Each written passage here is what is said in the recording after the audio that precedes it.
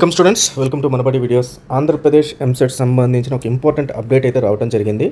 Already దీని గురించి నేను చెప్పాను. మీకు ఇంటర్మీడియట్ మార్క్స్ అప్లోడ్ చేస్తే కానీ ఎంసెట్ సంబంధించిన ర్యాంక్స్ కానీ లేకపోతే రిజల్ట్స్ కానీ రావు అని చెప్పి దానికి సంబంధించిన లింక్ అయితే ఇప్పుడు ఎంసెట్ బోర్డు వాళ్ళు రిలీజ్ చేయడం జరిగింది. సో ఇంటర్మీడియట్ స్టూడెంట్స్ ఎవరైతే ఉన్నారో వాళ్ళందరూ అయితే దీన్ని ఈ డిక్లరేషన్ ఫామ్ని అయితే మీరు దీనిపైన క్లిక్ చేసి డిక్లరేషన్ ఫామ్ అయితే ఇవ్వాల్సి ఉంటుందన్నమాట.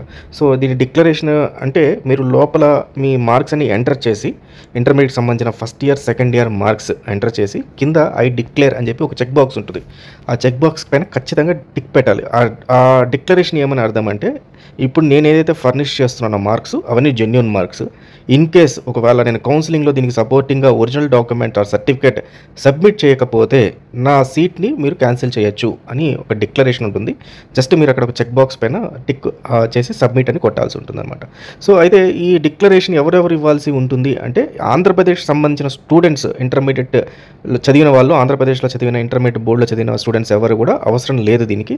ఓన్లీ అపార్ట్ ఫ్రమ్ ఆంధ్రప్రదేశ్ తెలంగాణలో చదివిన వాళ్ళు కానీ లేకపోతే సిబిఎస్ఈ వాళ్ళు చదివిన వాళ్ళు కానీ, సిబిఎస్ఈ బోర్డులో చదివిన వాళ్ళు కానీ, డిఫరెంట్ బోర్డ్స్లో చదివిన స్టూడెంట్స్ అందరూ కూడా డిక్లరేషన్ ఇవ్వాలి. ఎందుకంటే ఏపీ వాళ్ళకి మోస్ట్లీ ఇది ఇక్కడ ఇవ్వాల్సిన అవసరం లేదు. మీరు ఒకసారి ట్రై చేయండి. ఈవెన్ ఏపీ వాళ్ళు కూడా ఇన్ కేస్ అక్కడ మీకు లాగిన్ అవ్వదు 100%. ఒకవేళ లాగిన్ అయితే అక్కడ ఇవ్వండి, లాగిన్ కాకపోతే దాన్ని వదిలేయచ్చు. But apart from AP intermediate board మిగతా వాళ్ళందరూ లాగిన్ అయిన తర్వాత మీకు అక్కడ ఎంపీసీ రిలేటెడ్, బైపీసీ రిలేటెడ్ అక్కడ క్లియర్గా అడుగుతుంది. సో ఫస్ట్ ఇయర్ సంబంధించిన మార్క్స్, సెకండ్ ఇయర్ సంబంధించిన మార్క్స్ రెండు పక్కన ఉంటాయి.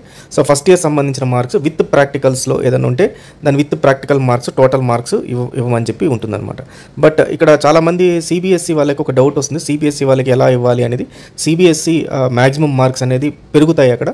సో అలాంటప్పుడు సిబిఎస్ఈ వాళ్ళకి మన ఏపీ ఇంటర్మీడియట్ బోర్డుకి సిబిఎస్ఈ మార్క్స్లో డిఫరెన్స్ అయితే ఉంటుంది. సో అలాంటి వాళ్ళు ఎలా ఇవ్వాలి అని చెప్పేసి ఉంటుంది. అక్కడ క్లియర్గా మెన్షన్ చేస్తుంటారు సిబిఎస్ఈ వాళ్ళు ఏ రకంగా దాన్ని తగ్గించాలి, మార్క్స్ని ఏ రకంగా పెంచాలి, ఏ సబ్జెక్ట్కి ఎంత పెంచాలి, ఏ సబ్జెక్ట్కి ఎంత తగ్గించాలని చెప్పి దాన్ని చూస్తూ ఒకసారి మీరు చేయండి. నా దగ్గర ఐడి పాస్వర్డ్ లేదు దీనికి సంబంధించి.